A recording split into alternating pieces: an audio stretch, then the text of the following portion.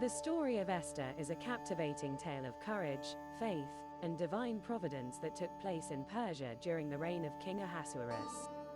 Queen Esther was chosen out of many virgins to replace Queen Vashti because of her defiance of the king. Esther entered as queen but walked into a position of power that enabled her to save her people from mass murder.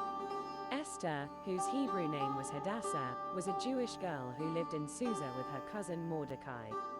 One day, King Ahasuerus, who was searching for a new queen, commanded that all the beautiful young virgins of the land be brought to the palace so that he could choose a new queen from among them.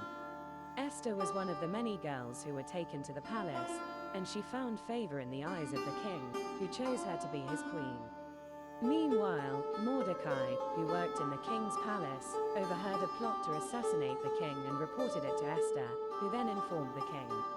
The conspirators were caught and executed, but Mordecai's service went unrecognized. The villain of the story, Haman, was the king's chief advisor, and he despised Mordecai, who refused to bow down to him when he was elected chief. Once Haman found out that Mordecai was Jewish, he planned to destroy all Jews that were in the kingdom. Haman went to the king and told him there were a group of people scattered throughout the kingdom that do not honor the king's laws. He requested that Ahasuerus write a decree to have them all destroyed.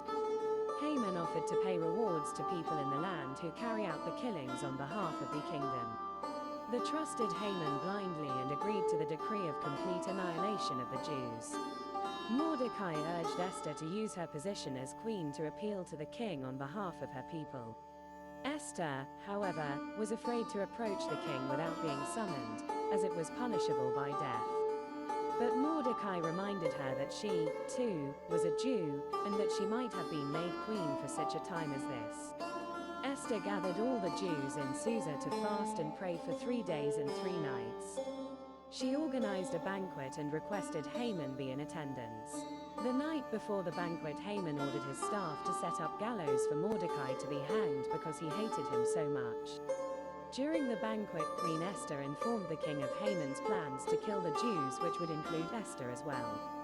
The king was outraged and had Haman hanged on the same gallows he prepared for Mordecai. The king then issued a new decree allowing the Jews to defend themselves against their attackers. Esther's fast of abstaining from food and water for 3 days and 3 nights has been known to break spiritual strongholds in many lives of believers, even today. On the 13th day of the month of Adar, the Jews fought against their enemies and emerged victorious. They celebrated their deliverance on the 14th and 15th days of the month, establishing the Feast of Purim, which is still celebrated today as a reminder of God's faithfulness to his people.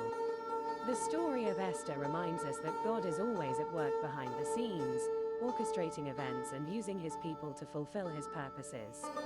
Esther's bravery and faithfulness to her people, even in the face of death, is an inspiration to us all.